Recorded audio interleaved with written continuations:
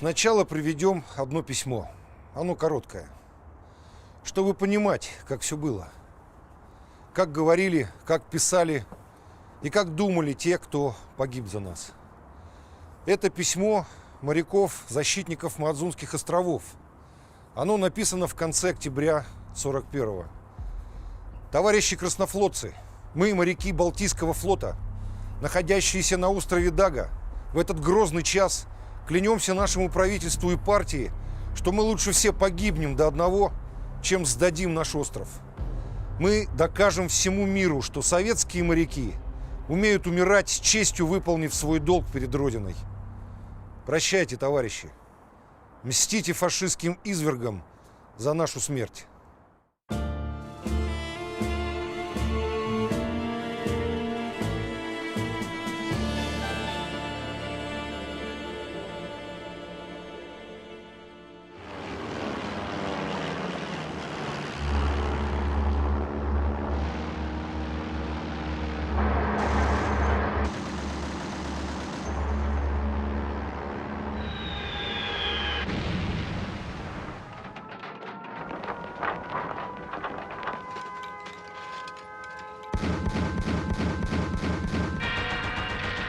Nobody has done scientific research on it, but there's a popular belief about the combat characteristics of different armies in 20th century conflicts. It's alleged that for some nations, losing 10% of their troops is a critical point. At that point, they usually decide to retreat or surrender. For others, this number rises to 25%. For the strongest armies in the world, it's higher than 40%. And Soviet soldiers wouldn't yield, even after losing up to 70% of the troops. There are a lot of cases in our military history, like the one in the letter we quoted earlier, when the whole division knowingly gives up their lives. It's hard to understand how some of our contemporaries can skeptically reconsider the events of that war and question not only the heroism and professionalism of our soldiers, but even the fact of the victory itself.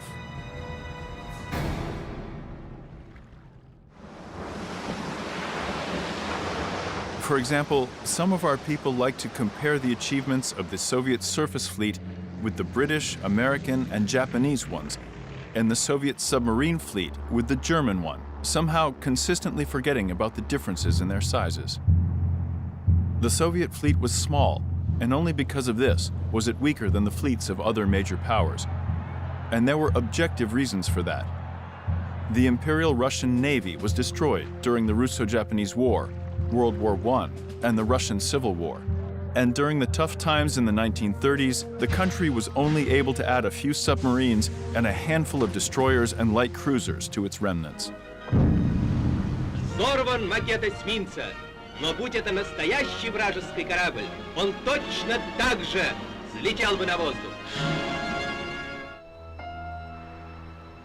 Due to the circumstances, the 10-year plan for building Navy ships for the years 1938 to 1947 was set in motion too late and then interrupted by the war. As a result, from 1941 to 1945, we didn't have a single battleship that was built after World War I, nor a single aircraft carrier or heavy cruiser. Our three antiquated Gangut-class battleships, built in 1914, had very weak ballistic protection, worn-out engines, and extremely poor seaworthiness, and so they could only serve as floating batteries. By contrast, the U.S. Navy had 26 battleships, 152 aircraft carriers, and 34 heavy cruisers, either ready before the war or obtained during combat. The British Navy had 20 battleships, 20 aircraft carriers, and 18 heavy cruisers. As for the number of light cruisers, destroyers, minesweepers, anti-submarine ships, and landing craft, the ratio was also not in our favor. The British, American, and Japanese navies had free access to the open ocean and could easily maneuver between theaters. As for the Soviet Navy, it was spread out over 4 theaters: the Baltic Sea, the Black Sea, the North, and the Far East. Before the war, several channels connecting the seas by inland waterways were built. However, the capacity to transfer ships between them was very limited, especially during the war. It also had submarines around Asia, Africa, and Europe. Those theaters were very tough, especially the Baltic one, where, after the loss of Liepaja, Riga, and Tallinn, the Baltic fleet found itself blocked by mine barriers in the Gulf of Finland. But even under those very difficult circumstances, there were still things for us to remember and be proud of. Among the victories of our surface ships over those of the enemy, there was the attack of torpedo boats TK-37 and TK-60 on a German destroyer, which happened on the night of June 19, 1944, off Nerva Island in the Baltic Sea. Старший лейтенант Хабаров обнаружил вражеское судно. Товс, торпеда, залп!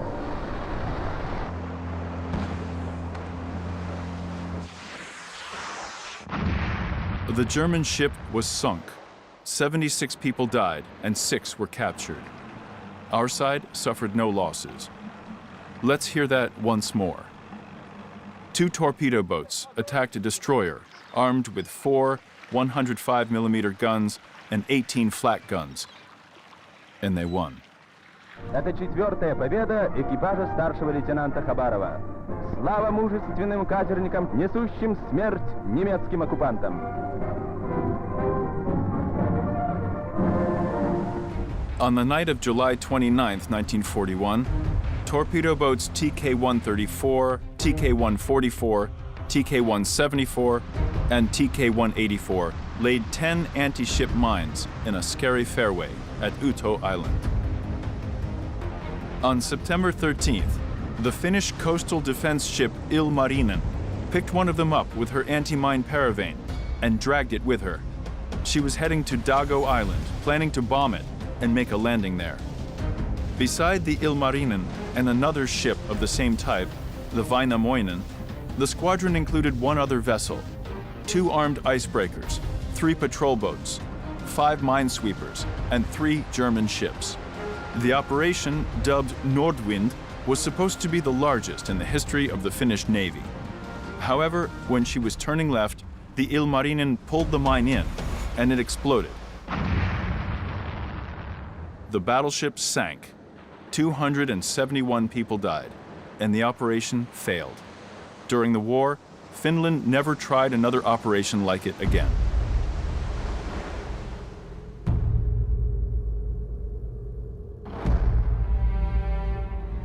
Another battle worthy of remembrance is the battle at the Sorve Peninsula on September 27, 1941, although technically not a victory.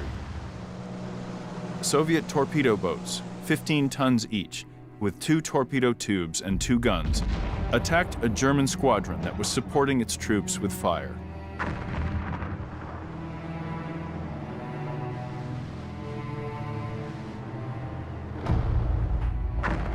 The German squadron included Emden and Leipzig-class cruisers, torpedo boats T-7, T-8, and T-11, and a few minesweepers.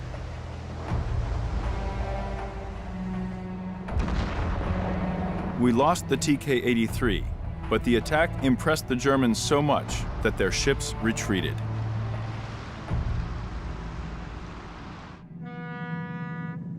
The icebreaker Alexander Sibiryakov rose to fame on 2 occasions.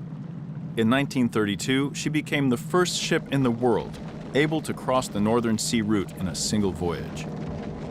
In August 1942, at Beluga Island, the Alexander Sibiryakov went into a hopeless battle against the German heavy cruiser Admiral Scheer, which was ordered to destroy Soviet polar weather stations. The Sibiryakov, a civilian icebreaker which was transporting cargo for winter quarters, did not stand a chance, but she still accepted the battle. Before sinking, she sent a radio transmission revealing the location of the German raider. 81 out of the 104 crew members and passengers died. After that, the Admiral Scheer headed to Dixon Island. The Germans planned to make landfall there and destroy the weather station and the headquarters controlling the passage of vessels through the Northern Sea route. Considering the importance of this route, which, during the war years, transported more than 4 million tons of cargo, the destruction of the control center would have had ominous consequences. But the German raider didn't dare make the landing. Approaching Dixon would pose the risk of damage, and the Germans were afraid to be damaged 1,000 kilometers away from their coasts. So the Scheer left. В один из советских портов идет караван с вооружением для Красной Армии. В составе каравана и советские транспорты. Их ведут самые опытные командиры. There's no doubt that the motor ship Old Bolshevik, under the command of Ivan Afanasyev, accomplished a true feat. On May 25, 1942, the motor ship, which, as part of convoy PQ-16, was carrying 4,000 tons of shells and explosives, was attacked by German planes at Jan Mayen Island. Helmsman Boris Okazionek skillfully maneuvered, evading bombs and torpedoes, and just a few flak guns repelled 46 attacks in 2 days. But on May 27th, one of the bombs hit the ship, causing a fire. Considering the Old Bolshevik situation hopeless, the commander of the British convoy destroyer suggested that the crew abandon the ship, but the sailors refused. In a period of 8 hours, with colossal efforts, they managed to put out the fire and catch up with the convoy the following day. The British watched the appearance of our motor ship as if they were seeing a miracle. Everyone was absolutely sure that the Old Bolshevik had perished.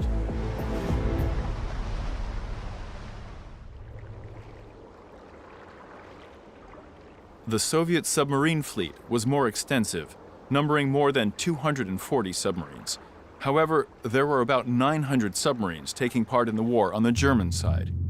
Besides, out of our 240 submarines, more than 80 were in the Pacific Ocean, containing the threat from Japan.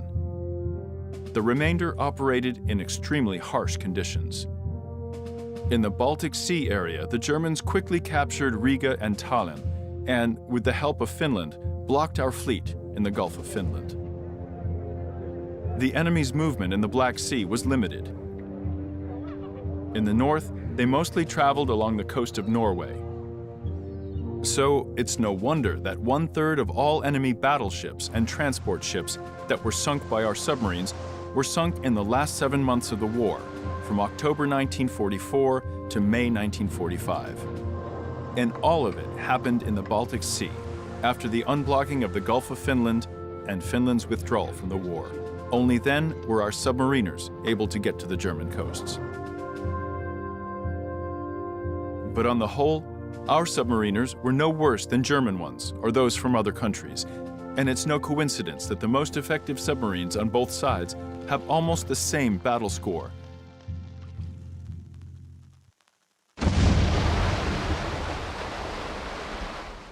Among the heroic, but simultaneously quite ordinary in those legendary times, Soviet submariners was Captain Mikhail Grishilov. Командир подводной лодки, герой Советского Союза, капитан 3-го ранга Гришилов, потопил 14 немецких транспортов. На горизонте 15-й. Срочное погружение!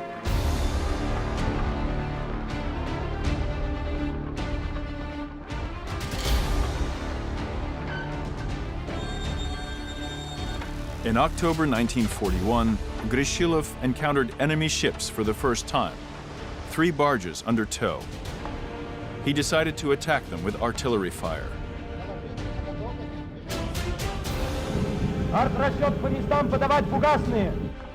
For about a half an hour, this tiny boat was chasing the convoy and shooting at it with its small cannon and machine gun. Eventually, Romanian tugboats cut the tow ropes and disappeared into the darkness, leaving the German barges to fend for themselves. 2 of the barges rammed into the shoreline and fell apart. In 1946, Grishilov was placed in command of a bigger submarine, SHCH-215, Shuka. With this new submarine, he was ordered to destroy a transport ship which was carrying chromium ore from Turkey. On her very first voyage, the Shuka discovered the steamship Tisbe with ore, closely guarded by 2 torpedo boats, 4 submarine chasers, and a seaplane. But none of these precautions helped the Germans. Аппараты. Пик. Глубина 20 метров.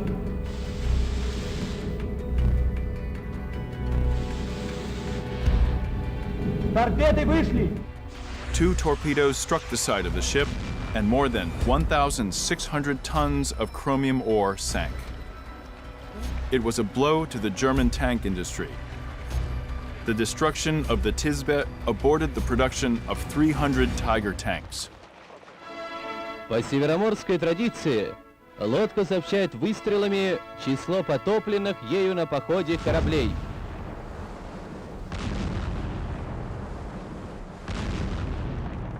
И по традиции подводников ждет парадный обед. Сколько выстрелов, столько поросят.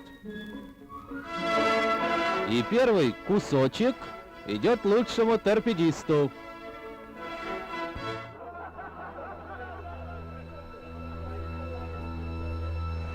L4, the mine-laying submarine under the command of Yevgeny Polyakov. He fought on the Black Sea. His mines destroyed 2 transport ships, a mine-laying ship, a minesweeper, and a self-propelled barge. A landing craft carrier and 2 schooners were destroyed by artillery fire. And 1 other transport ship was torpedoed, returned to port, and sank there. Despite opposition from German ships, aviation, and mine barriers, Polyakov's submarine delivered 470 tons of ammunition, food, and gasoline, and evacuated 243 people. And finally, submarine C-13. It fought in the Baltic Sea.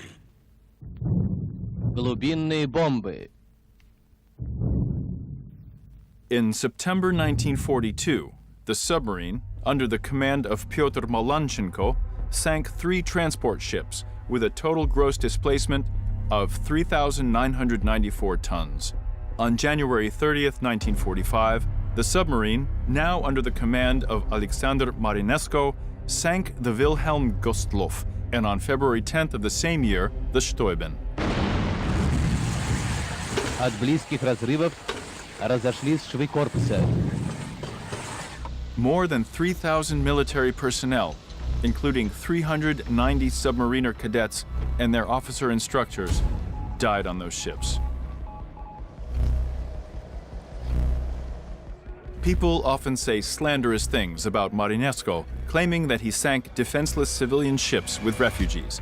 But in reality, the Wilhelm Gustloff was considered a part of the Kriegsmarine as a floating training facility. It traveled under guard and had armed military personnel on board. However, she didn't have the identification mark of the Red Cross. The Steuben also traveled under guard and had military personnel on board. Yes, she also had wounded soldiers from all sorts of regiments, but that hardly made any difference. And of course, Marinesko didn't know that. Contrary to a known misconception, Hitler never called Marinesko his personal enemy. But even without all those false stories, Alexander Marinesko got the best results out of everyone and didn't need any embellishments. The chase of the Gustloff before the attack was especially impressive. From Alexander Kron's book, Sea Captain. He immediately sent the message to the control room. We're going to attack the liner. Then we went on a parallel course and started chasing after it. Naturally, the submarine was at low buoyancy, with only the cockpit above the water. But can you really travel at full speed in such waves while at low buoyancy? Turns out you can, if you know what you're doing. And that's how you do it. You fill the main ballast tanks, send a bubble of air to the 4 tanks, and set the horizontal rudder in the same position as for surfacing. Then, the submarine doesn't plunge in. And in order to prevent inadvertent submersion, the commander gave the order to shut the lower conning tower hatch. This way, only those who were on the command bridge, including the commander himself, would be washed away. The executive officer took command. The submarine retained its buoyancy and combat effectiveness. Matching the speed of an ocean liner is not easy. The chase had gone on for 2 hours, but the submarine still wasn't able to outpace the liner.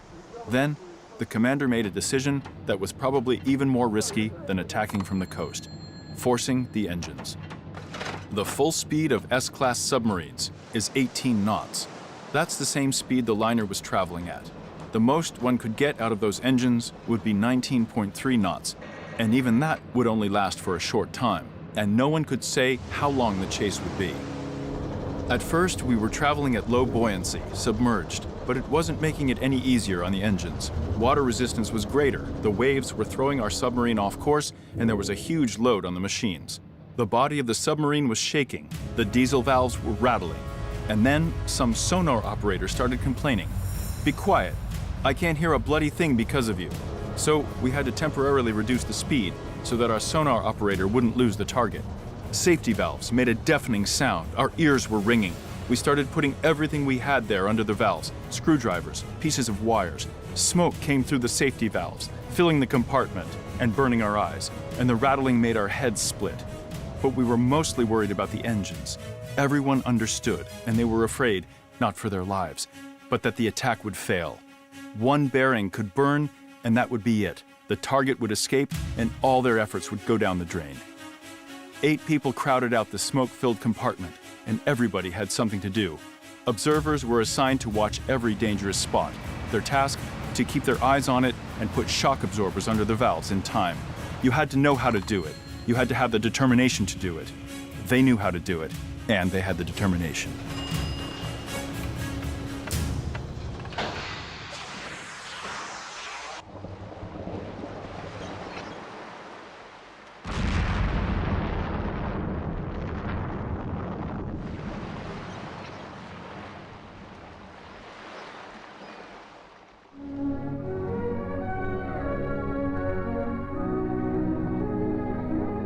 Своего почтальона моряки боевых кораблей встречают тепло, как родную. Каждый делится с ней своей радостью.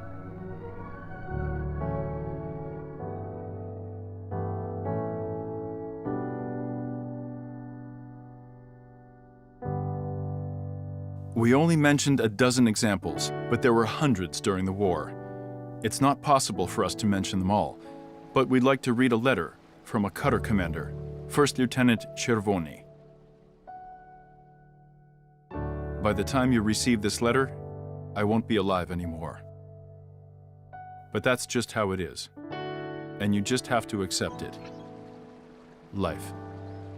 The word sounds proud. In it, there's sorrow and joy, suffering and bliss. I don't want to boast saying that my life means nothing to me. No, it means a lot, and losing it is very hard.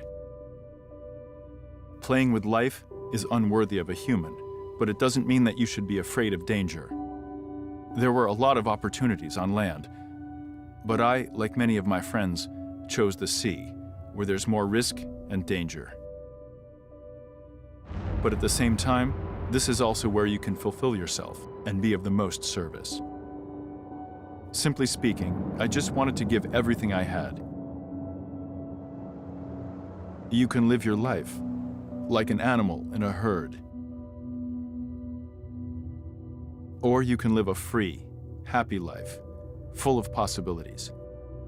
The latter is a goal for each of us.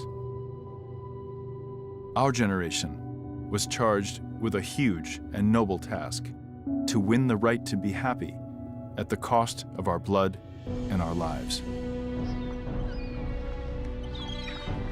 So, every time you feel that you weren't given enough happiness, just remember those who calmly and fearlessly died for your sake.